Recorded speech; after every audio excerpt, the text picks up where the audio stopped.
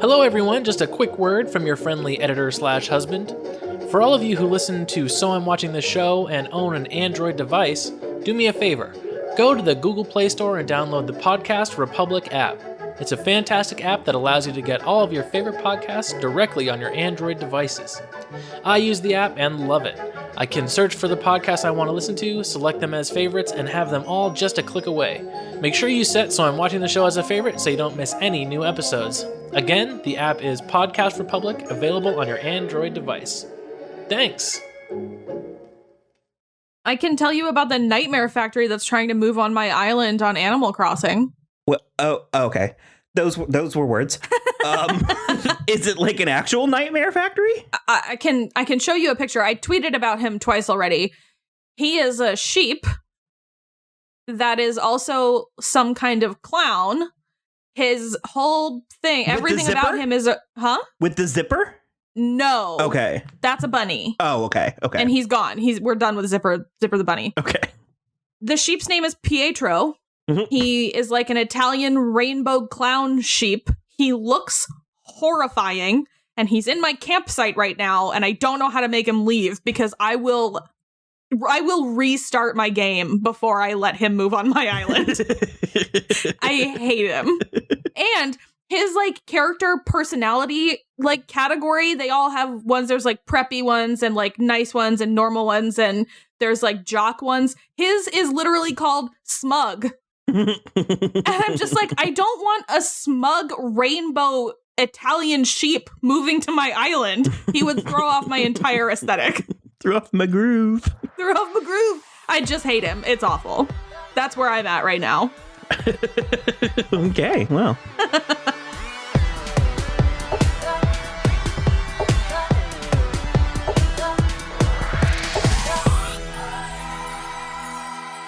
Hello, everybody. I am Will. And I'm Kristen. And this is apparently So I'm Watching This Show. Our backs are up against the ropes a little bit here. A little bit. We're having a lot going on. We are riffing in real time. We don't have time, and we don't have reason or ability. We don't have time. We don't have a lot of motivation. I only just got back in a place where I can like actually physically make myself watch something I haven't already watched. Long form narratives. It's very hard. I know that this is not going to mean a lot to you or a lot of other people, but I, until yesterday, had not actually read any fan fiction in a month. It's going to mean something to certain people. It's been weird because I literally can't focus on it. Well, and I've only now come to the acceptance that this is not changing anytime soon. Right. Because I was still in this sort of like, well, for a couple of weeks thing. No, this is the new normal. Yeah, for a while. At least several months. Yeah. So yeah, our plan, because things aren't coming out, we will still have some TV shows and stuff. I think that there's a cache of like Netflix, Hulu, all that. And I don't know. We'll see. We'll see what ends up happening. But I think we might start.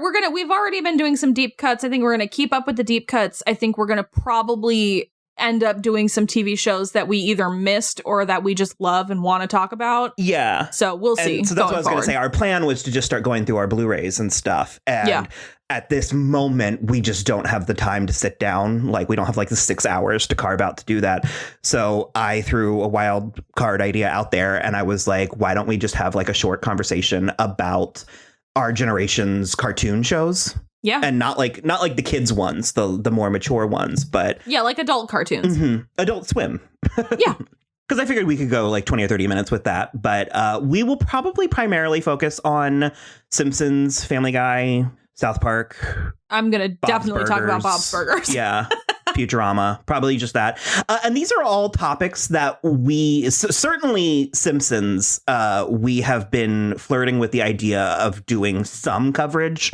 Yeah. The idea I had was breaking it up by character and watching like 5 episodes that pertain to that character and then just talking about them. Yeah. So if anybody is interested in that, let us know. And this is the kind of thing that it could become kind of an ongoing series. Yeah, and for sure. If anyone wanted to guest, because I almost thought about asking Kyle from Offscreen Babble. I think he watches them. Oh, okay. I almost started to be like, I wonder if someone could come in and like sit with us. But again, time. We just timing is rough right now. Don't have it. So yeah, I was going to start at the beginning, which for me is The Simpsons. Go ahead and say what you think about The Simpsons and what it means to you. Not much, actually, because I was not allowed to watch The Simpsons when I was a child because my parents thought that Bart was disrespectful to his parents, which is fair. So I was not allowed to watch it when I was growing up. So my first like real experience with it was once I moved down here. You and Andrew really liked it a lot. So it was on often in the background. And then a couple years, I think, after I moved down here, the movie came out. Before. Was it before, actually? Okay. So then it was when I was visiting, you guys would watch it a lot. That year. It was 2007. Yeah. Oh, God. Yeah. So we must have seen it over that summer right before I moved. Interesting. Okay. So then I came down to visit and you were like, let's go see it. I think it's going to be fine. And I was like, I've like literally never watched a full episode of the show. And you were like, you'll be fine. You know enough. It's fine. So we went and I friggin' loved the movie. To this day, I love it. I can put it on at any time and it's super fun. I think it's really great. There's so many hilarious jokes where Will and I just made one the other day where he said something about this is like the worst thing, blah, blah, blah. And I was like, worst thing so far. And I was like, it's going to keep getting worse. But that's the thing. It's like, I really, really, really like the movie. And I still have not like really gotten into the show just because I will never start it from the beginning. I cannot imagine watching 30 years of something. But I do usually watch it whenever you have it on and we're together. And I like it. I think it's fun. I especially like Marge and Lisa. It is such a gargantuan mythos. Like it is so massive that for me, for the most part, I was watching it in real time. So for me, it's like, I mean, I use the word mythos on purpose. It's like American mythology. Yeah. So it is difficult without context to just drop in at any point because there are several schools of thought. And one of the most, prominent refrains you'll hear now is that Simpsons isn't good anymore. It used to be good. Now it's not. And sing me a new tune for the love of Christ. I do. I reject that wholeheartedly. It is right. It's not quite as annoying as SNL's not funny anymore, but it is right there with it. It's right up there. Yeah. And there is absolutely a golden era. Like there is a sort of very perfect time, but all of it, having watched almost all of it is good sometimes. Like all of it is good in its own way. And it's the kind of show that in many ways it has become a parody of itself. Yeah, I mean, like by the time that Friends was in its final season, they were all like nonsense cartoon characters. And so it's kind of like that. You're always going further and further and further. And it's gotten to the point now where a lot of the newer stuff is funny because of its blatant disregard for the older stuff. Gotcha. And it's like, so there is this kind of unspoken context. But yes, when we were children, we were not allowed to watch it for the exact same reasons, because I think it was one of H.W. Bush's platform, like one of his talking points is he was saying, let's make America less like the Simpsons and more like the Waltons. Oh, God. And when it came out, it was very rude. It was very crude. And it was. I mean, it was. I don't know if it was ahead of its time because it was very of its time. It was extremely popular for like 3 or 4 years there. And it was kind of omnipresent. Like, remember, they would have like the ice-capades and like characters and stuff. And like when they opened the St. Charles Town Center in 1991, Bart was there. Like a person in a Bart costume was there. So it was hilarious. Like, it was like a thing.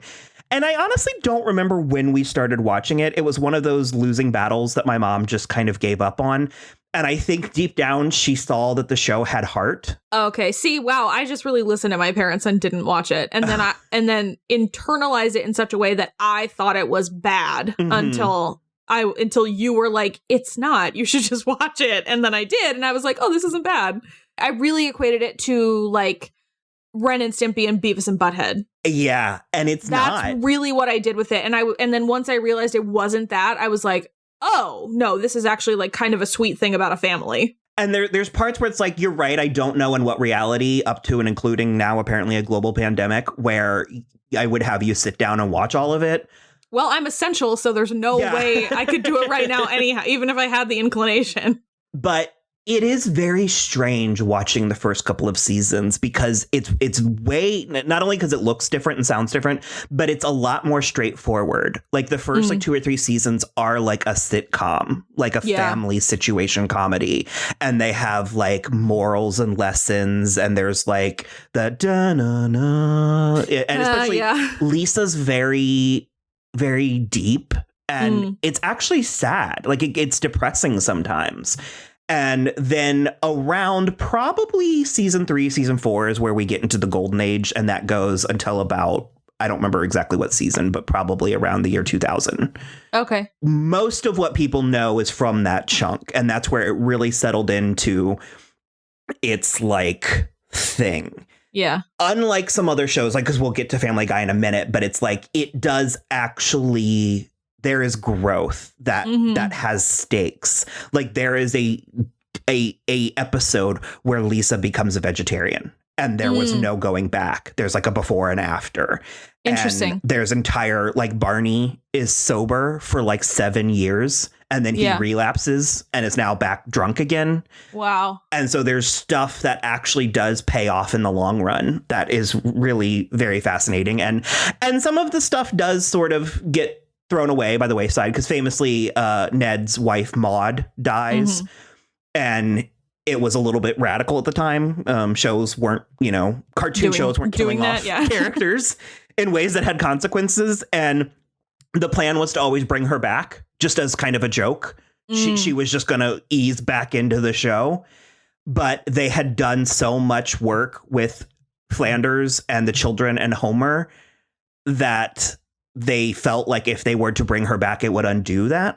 Yeah. And plus there were several scenes of her in heaven that they didn't want to take away. And so it's very interesting. It became something for our family, considering that it was like so taboo at first, where if you ask me what my childhood was like, what my family dinner memory is like, it is we would sit at the kitchen table and we would be eating dinner, steak, macaroni and broccoli, and The Simpsons was on the TV. And we weren't always watching it. We were having family conversations, but it was the soundtrack to and especially like in the summer, you know what I mean? Yeah. It's just the soundtrack to my youth.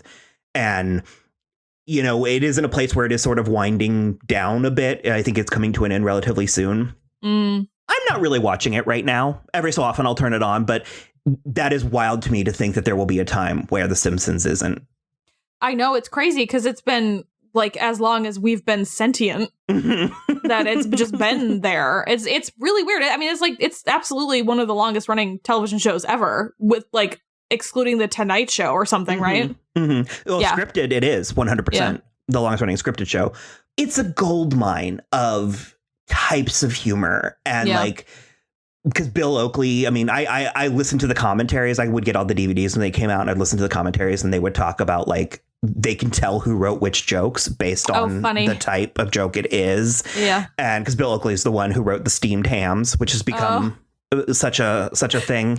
Yeah. I mean, Conan O'Brien used to write for them. And there's stuff with there's all kinds of fun Easter eggs. Like, do you remember Gwen Stefani had that brother who died when they were quite young? Yeah, he was working on The Simpsons. And before, obviously, that happened.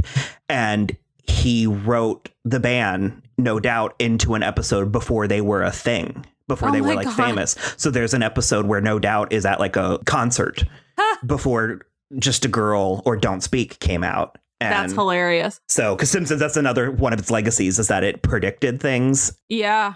Like I said, we have plans in motion to do some deeper dives. I think we're going to start with Marge because Marge is controversial, but Marge is my favorite character.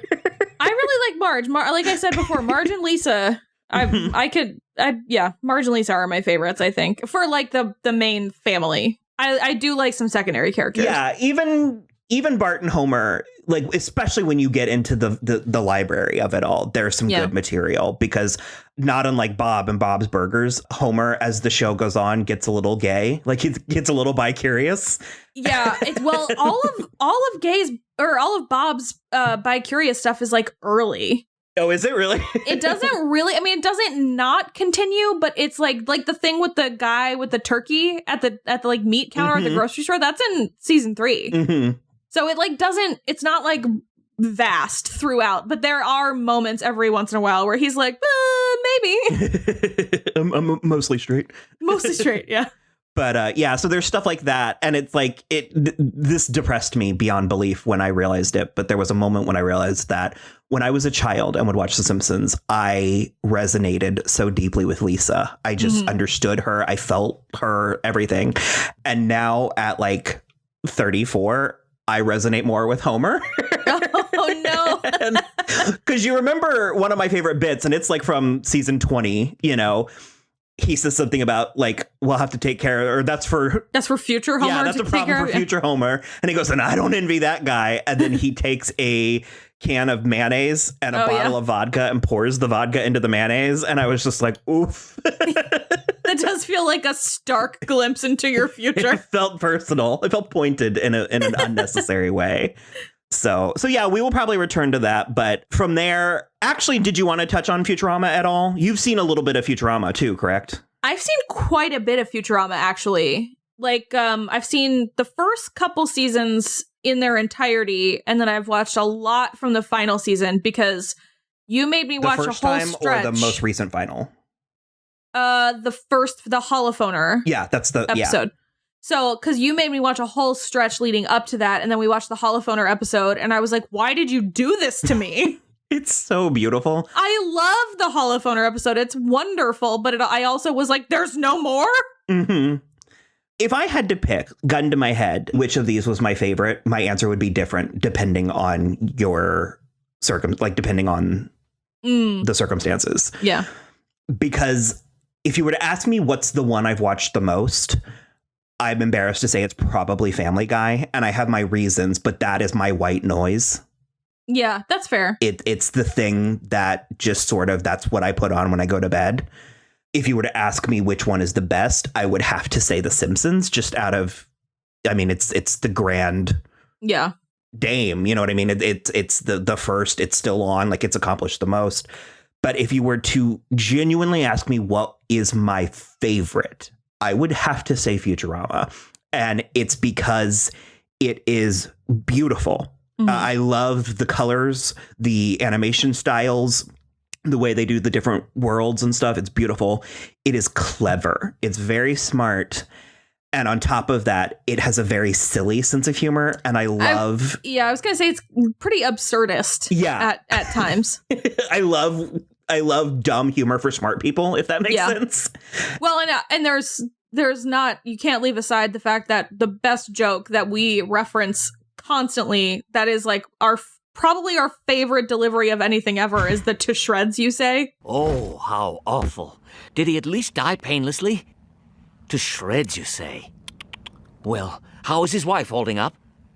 To shreds you say. It comes from Futurama, and I feel like that needs to be addressed. It's hilarious. It's like one of the funniest jokes that I've ever seen. It never ceases to make me laugh. Like top to bottom, because you could do that joke other ways and it would not land the way that it does. But the fact that it's the doctor on the phone, he's a doctor, right? The professor. Yeah, professor. And he's like, oh, yes, what happened to him? Oh, to shreds, you say. And the wife, and it's just a short pause. How's she holding up? And he just goes, oh, to shreds, you say. And that's it. And it's hilarious. I can't even explain why it's so good. It's just hilarious. There are so many things like that. And because even with Futurama, because that's one that I could easily pick out like 5 to 10 episodes that are like hands down. Because one of my favorite is the Bigfoot episode. Yeah, and because there's also the underwater episode with Parker Posey as the mermaid. But I feel like the thing about Futurama is that I think it has a lot more heart right out of the gate. Absolutely, that's the second thing I was going to say, and sometimes like it to its skips detriment. 4 seasons of The Simpsons, you know. Mm-hmm. They go for it, and because Futurama is also famous for having the dog episode that we don't speak of, and I have seen that episode 3 times. I saw it the first time. I bought the DVD set and I saw it in the car driving to Disney World. for spring break, and I was flabbergasted. And I immediately watched it again, that time with the commentary, because I wanted to give them a chance to explain themselves. Explain yourself. And then they didn't. They explained themselves. It wasn't a satisfactory job for me, but their whole reasoning was, why do cartoons always have to be so happy? Like, why can't there be like a serious cartoon moment? And I was that is not. And the one thing that I will say is they have made jokes about it since, like very meta jokes about the dog since, that kind of retroactively earns it for me. Okay. Because there's a scene later where Amy finds another one of Fry's dogs. Oh, no. And everybody's like, no. And she just like shoves it back down into the, like, it's like fossilized, and she shoves it back into the dirt. I went totally blank. Oh, well, the third time. I watched it like a year ago just because I wanted to remember if it was in fact as bad as I remembered it, and it was worse. Oh, no. So I have seen that episode 3 times. If I put on Futurama when I'm going to bed and I hear that one come on, it wakes me. I wake up and turn the episode, like change the episode. But yeah, it probably is my favorite. There are so many, like the Noah's Ark one. I love that. I think it's also, it's slapstickier. Like it's a little bit more vaudevillian. Yes, that's a good word for it. I think it's the Noah's Ark one too, but it's like when they have that giant mirrored dome in the sky, and I'm just not even going to be able to explain it. But basically, a little I forgot what it was supposed to be doing, but a little like asteroid dings it, and it causes it to flip around and focus on Earth. And the way the sunlight hits it, it creates a concentrated laser that like draws across the Earth like a magnifying glass with ants. Yeah. And it goes right through the convention center that they're all in. And everybody's like jumping out of the way. But my favorite part is it cuts back up to the mirrored dome, and you can see all of their giant faces screaming in the mirrored dome part of it. Amazing. Like, I have never not gotten tickled. Or even because I talk about the Fast and the Furious one, where the one girl has the daddy issues. And the more she explains, the less serious they get. She's like, my daddy was abusive. And then later it's like, well, he was verbally abusive. And then later it's like, well, it's not what he said. It's what was left unsaid. Yeah.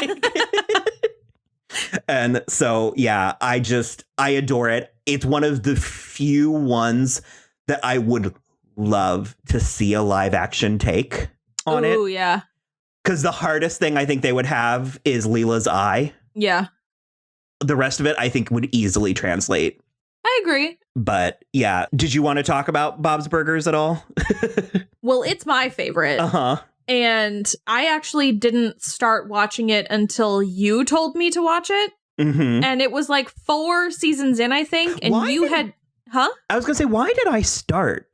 Well, you had a couple shows in a row, and one of them was Archer, which also has H. John Benjamin in the lead voice role. And you were like, I think this is ugly. I don't want to watch it. And then you were like, this is so ugly, it has to be good. I'm going to try it. It was my Tumblr days. And it was, I saw the clip of Gene where he was dressed up like Bob. And the family keeps coming into the bathroom. Yeah. And I thought that was so funny that I was like, I have to give this a shot. It's hilarious. That episode's so good. And it was on Netflix. And so I put it on, and the first episode is the Melissa one. Yeah. And so I was like, okay, I'm in. And it's ironic. Well, that's actually episode 2. The first one is where they think that the diner is serving human flesh. But yeah, it's right there. The precise moment that I fell in love with it, and it's also the moment that, like, I think it's probably why, because ironically, I haven't finished it. I've only seen like the first 5 or 6 seasons. And I mean, I've seen episodes. I'll put it on. It's one of the shows I'll put on if there's nothing on. Well, it's also one of the shows that is on every single time you come to the house because it's my white noise. I just put it on in the background to do other stuff. But the moment that like killed me is Megan Mullally as Tori Amos, but what is her name? It's like Tabitha Johansson. Tabitha Johansson singing Oil Spill. Oil Spill. Tabitha who? The sexy pianist? She sings that song about oil spills, but you know she's talking about her vagina. Jane, how do you know that? It's not subtle. It really isn't. Oh, it's hot and wet and sick, and it's making everybody sick. Oil spill, oil spill, oil stream. It's not subtle. See? I couldn't. And I think part of me was just like stop now. Like nothing can top that for me. So I will say that it's in season 10 right now, which is a healthy run. And it also has, I think, a golden age, which in my opinion would be season 3 till 6-ish. Mm-hmm. So it's not that it's bad now. It's just like those are the episodes that have like all of the lines and jokes that are my favorite, and I still love it. And we watch it every week, and I have it on constantly. But those are like 3 to 6 or 7. Those I think are the best, the best seasons for sure. I think one of my favorite thing about it is the music. It has such a musical identity, and there is at least one song in every episode.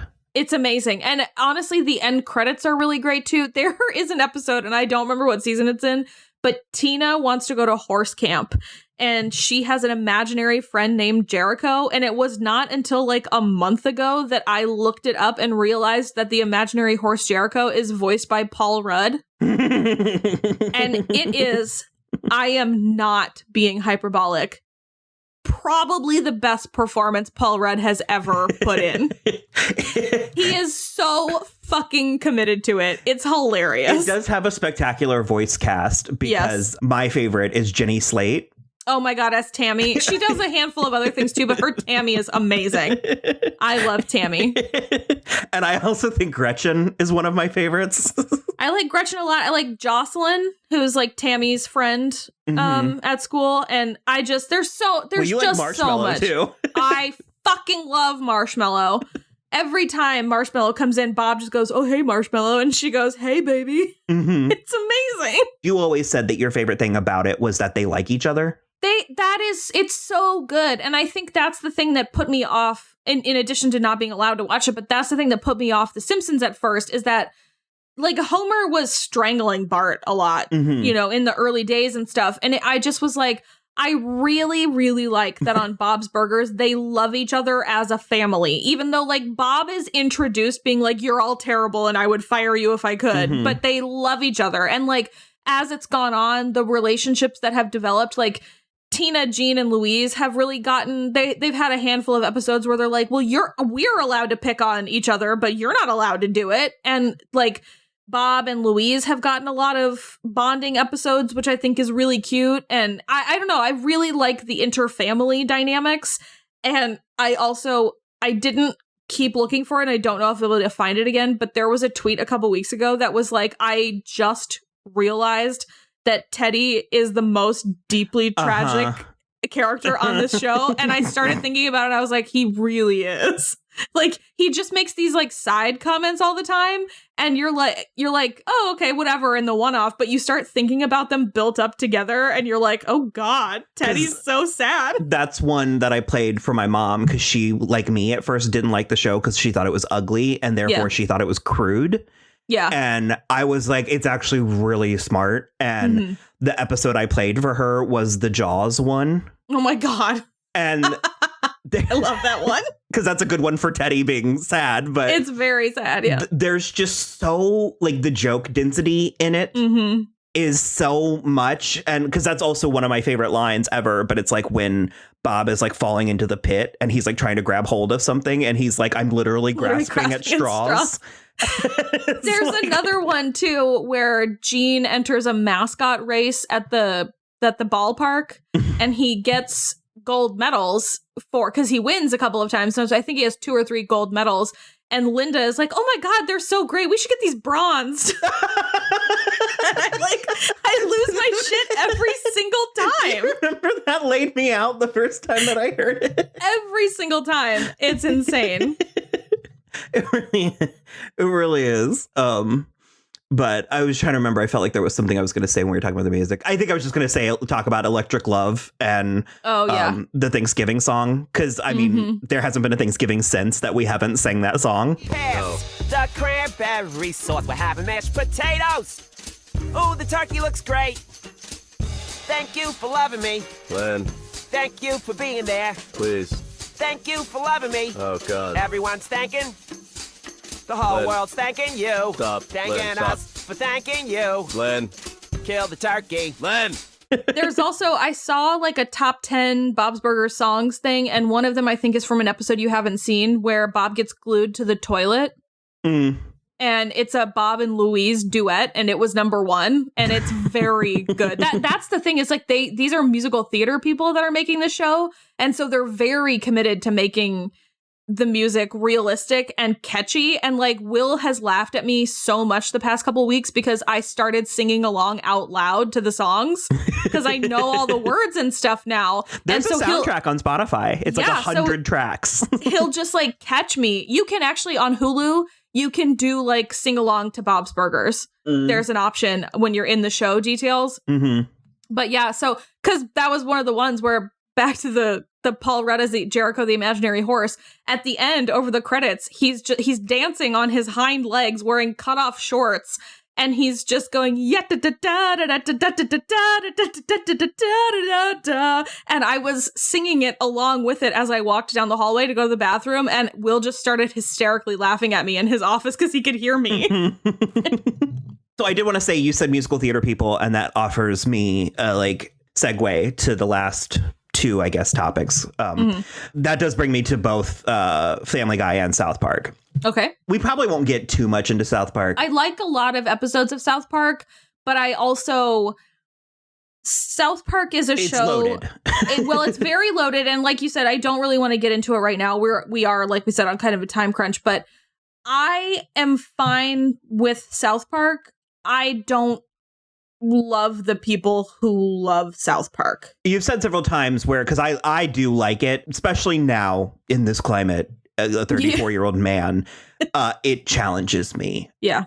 I kind of cringe at it a lot, and a lot of my love for it is nostalgic. And I've mentioned this to you once before, and you were like, oh, but one of the reasons why it is personal and deep to me is it was one of the few ways I could bond with other boys.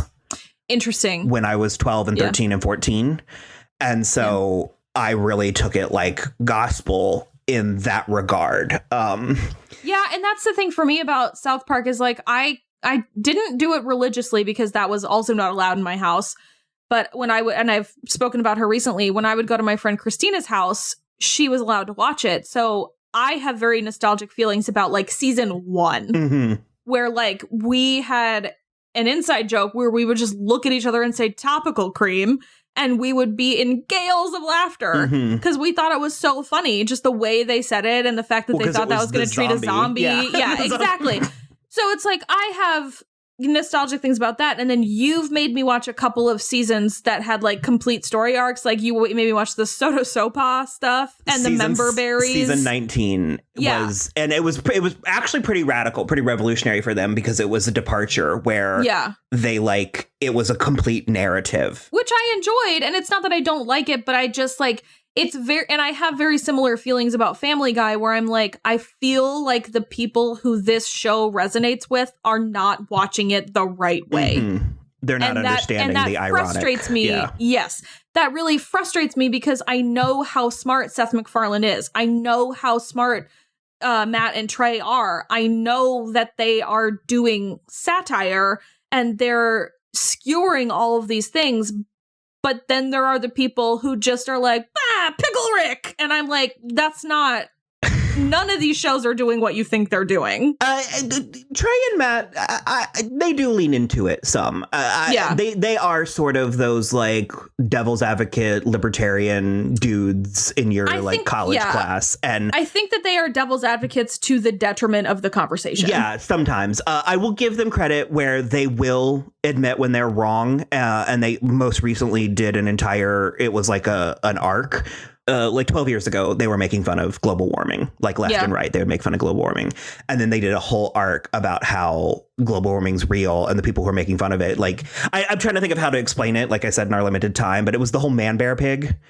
And he came back, and it was a lot of like white dudes with like man buns being like, well, there's nothing we can do about it now, you know? And people are like, no, but he's behind you, though. You could stop him. He's it's like, we could all right stop him. And it's like, so they were making fun of themselves for their. So it's like, I will give them that. And I agree with you. I do think they're clever. I think Book of Mormon was clever, but it is a lot of crudeness for the sake of crudeness. I think that's my thing with South Park and Family Guy. That's my biggest complaint about both is they lean into the vulgarity in a way that I don't think they need to. The thing for me with Family Guy, I watched it when it was first on. I watched its first run, and it was the funniest thing I had ever seen.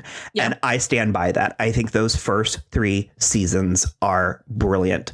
And the thing about them is they are not mean. Those first, because you told me recently, and I had forgotten, but you were like, you watched it for like 9 seasons. I have seen a lot of it. Because when I had my first job here in Florida, I had a lot of downtime at work. Again, apologies to our friend Dan, because I should not have had that much downtime. But I watched Family Guy. I watched everything on Family Guy up until the bank vault.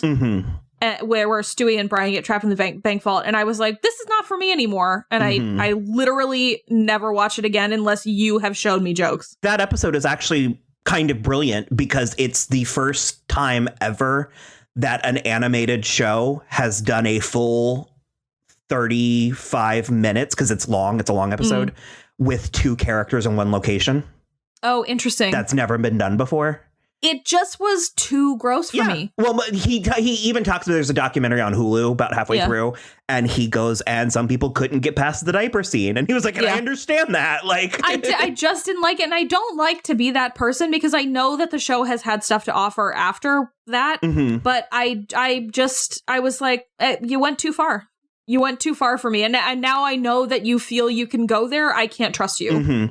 Because I've said many times that I'm a good compartmentalizer. And so I'm a great compartmentalizer about certain things. But I was like, it was sort of like I feel like I wasn't liking it enough still anyway. Yeah, I understand. And then that happened and I was like, meh, and I'm done. And that's kind of how I quit Walking Dead too. And you're right, because I have shown you episodes since then. Because even now, which this most recent season of Family Guy has been bleak. Yeah. But there are still a handful of things that are good, because I made you watch one in New York where the whole gimmick was that they were doing reboots. Yeah. And that one I think was funny. The main criticism of Family Guy is that there are no stakes. Nothing matters. Nothing means anything. There are not story arcs the way that, Simpsons and Futurama and hell, even South Park. I mean, characters are different. There was a joke they talk about. It's actually one of my favorite episodes. It's the episode where Cartman resurrects the Confederacy. Oh, yes. Yeah. And with the Schmorsnops. Yeah. And from that episode on, Cartman has a slight Southern drawl. It's just never gone away. And so it's like the thing with Family Guy is it's just gags. It's just a series of gags that very rarely pay off in long form storytelling. And that's the thing that I think that does resonate with me about the other shows we've talked about, especially Bob's Burgers, is like there's a season 9 episode about like a season 5 character who comes back and is like, it's still in the same capacity and everything. She's exactly the same. Everything about her is the same. And I feel like I really prefer that level of stakes in my, like, in any of my shows, but I have come to realize I like it in my animated comedies. That does not necessarily extend to Archer, which has rebooted itself a couple of times because I find those reboots hilarious. Well, it's like in Family Guy, there's a funny episode in like season 13 where Peter has a sister that they don't talk about because she was mean to him. And she's a really funny character. She's like this butch, but not a lesbian. She makes that clear. And she's like a female wrestler and stuff. And there's like a lot of great material. And then they kill her in the end of the episode. And I'm like, that would have been funny if this character was there on the bench. And especially because they make comments a lot. It's like a joke now where they talk about how few female characters they have to work with. Yeah. Because like I said, it's Family Guy's a lot of gags. And that's its blessing and its curse, because it's like, how frequently, even just on this show, am I like, oh my God, there was this one bit on Family Guy and I explain it to you and you laugh, but I'd be hard pressed if I told you what episode it was from. Like, right. And that's it doesn't the thing, actually matter to the story. Exactly. And that's the thing too, where like comparing these to Bob's Burgers is like, Bob is outnumbered as the man on the show, because not only does he have Linda, Tina, and Louise, but sometimes Gene identifies as a girl, and he's like, yeah, somebody they make jokes about like, I already lost one sister today. Do I need to lose another? Like Louise says that to Gene, and it's just really, I love the way that they use that. And then there, you said, there's Gretchen and there's Gail and there's like, Tina has friends and Louise has a couple of girls he hangs out with. Yeah, there's so many, and I don't love to make my, viewing habits about that, but it's kind of about that. We had The Simpsons for a long time, which has Marge and Lisa. And I know there's a lot of like secondary and tertiary female characters, but Marge and Lisa are the ones that And then it's like, there's only Lois and Meg on Family Guy. And there's Meg, Lois. And then there's just only Lois, because Meg is the punching bag, and I can't get past that a lot of the time. Well, and there's been 5 episodes where her and Peter like come to an understanding, but then by the next week it's gone. And my hardest thing with Family Guy is that far too often, especially in the middle, they have actually started rectifying some of it now, but especially in the middle, it was mean with no actual. Like, at least South Park is usually making a point. Yeah. And it will be mean at the expense of its characters. Like, there's a scene with Quagmire's father, who is transgender. It's a woman named Ida. And also, I mean, in their credit, Ira is a presence. She's on the show a lot, and she's good. She's written well and everything, but they make so many jokes at her expense. Like, there's a joke where Lois is like aggressively transphobic, and that is out of character for Lois. Yeah. Like, based on what we know about Lois, that doesn't work. Exactly. So that's where I sort of get it bums me out. It really hurts my feelings. Like I said, they've made strides to come out of that, like to the point where they've even addressed it in the show. Cause like there was an episode with Trump that was actually pretty bad. It was it was too little too late. Yeah. And Trump said something about, he was like, you're no better than me. And he was like listing off things that Family Guy has done. And Peter was just like, well, in our defense, we've laid off the gay jokes. But yeah. And so, I mean, there's little bits and stuff, but it ultimately, one of the reasons, like I said, why I like it, and especially, like I said, why I stand by those first 3 to 5 seasons, is I love the sensibility. I love the theatricality of it. Because like I said, they're theater people. They're like, people know what shapoopy is because of Family Guy, not from Carousel or The Music Man. I don't know. It'd be one of those. Like, and so much so that like literally this season, Lois was trying to pretend to be Peter on the phone, and she just goes, "It's me, Peter, beer, shapoopy." It's like, so it's like that kind of stuff I do love. But yeah, it's definitely one of those like grain of salt. Sure. Oh, 100%. 100%. So we honestly could keep going.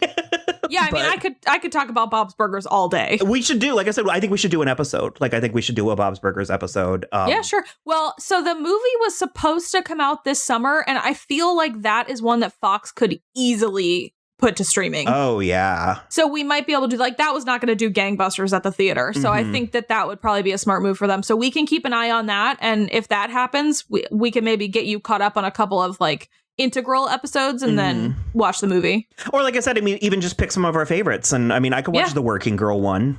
Oh my God, it's so good. That one was just on this morning while I was getting ready for work. So, so let us know if you liked this. Even if you don't, there's probably a lot more like this in your future right now. Let us know if you like it. We won't do anything about it, but it'll be nice to know. But it'll be nice to have the feedback. Yeah, and especially if you're interested in us exploring some of these shows and or more, because like I know there's Rick and Morty, I know there's Adventure Time, I know there's like... I have seen a couple episodes of Adventure Time, and it is quite good. Is it? Yeah, it's funny. We could also do like BoJack Horseman. Apparently that one's good too. Sade likes that one. Yeah, it also just ended. So it's complete now. So, yeah, cool. All right. Well, as always, you can follow us on Twitter at So I'm Watching, Instagram at So I'm Watching the Show. We are also on our website, soimwatching.com, which links out to everything, including our YouTube channel, which is currently just audio. But if this pandemic ever ends, we're going to do I might video. start playing around with my editing software. Yeah. You can also rate, review, and subscribe on iTunes or wherever you listen. And that's it for us. Yep. Bye.